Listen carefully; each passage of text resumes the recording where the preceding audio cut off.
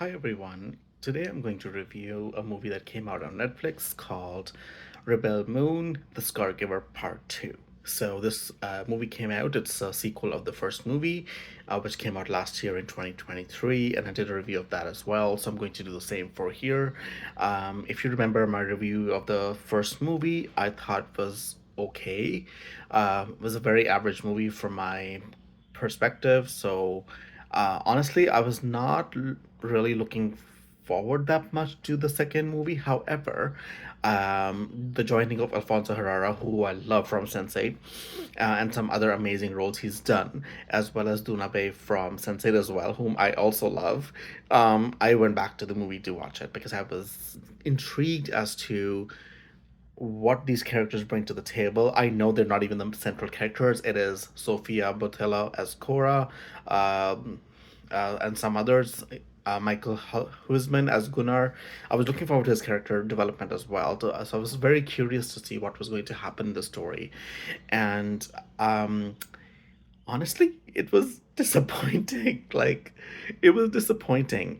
It was very boring, especially the first half. And that's my personal opinion. Some people are loving the movie, don't get me wrong, and some people are hating it. I'm not gonna say I hate it, but I definitely don't love it. Like, it's somewhere in the middle. Is it better than the first one? Not really. For me, it was not better than the first one. The battle sequences were a little bit better. They were done a little bit better.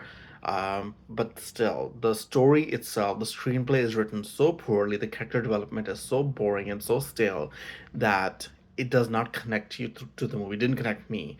Like, we're talking about these characters talking about their past, and they're just saying these dialogues, and it's just like, what? Like, it was like some old grandmother telling a story. He was probably on her deathbed and she has nothing else to do, so she's talking about it. It felt that way sometimes to me. It was that boring. I could not. For me, the screenplay just did not get together. However, the VFX and CGI are really good. For the most part, I had no issues there. They were enjoyable. The fight scenes were pretty good, even though sometimes they did feel a little too much on the eyes. But it was not too bad. Um, like, to me, if you cannot even get Alfonso Herrera to give a good performance, he was so wooden in this movie. Uh, I was shocked. I really was, because he is such a great actor, and he's so good at what he does. And his Cassius role as Nobel Team Warrior could have been really amazing, but he looks so wooden in his role. I was like, when I saw that, that was very disappointing and disheartening.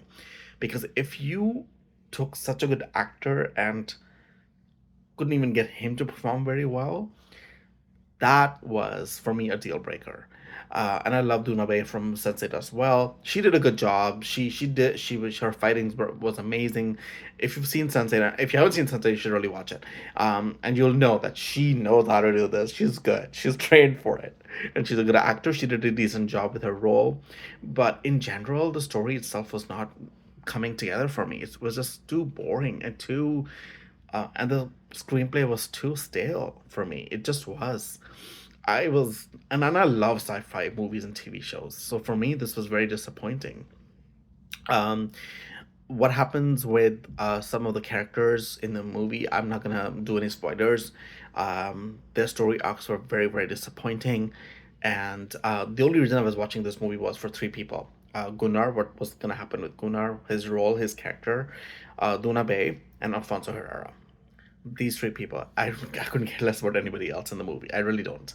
And all three were disappointing for me. What happens with their characters, the whole storytelling, it was just not there. Did you watch the movie on Netflix? It is on Netflix. If you haven't, maybe you want to give it a try. Watch the first one first. It'll make more sense in the second one. But it's an interesting concept. Just delivered very poorly is what I'm gonna say. I would love to know your thoughts if you've seen the movie. Please like, share, and subscribe my channel, and thank you so much for watching.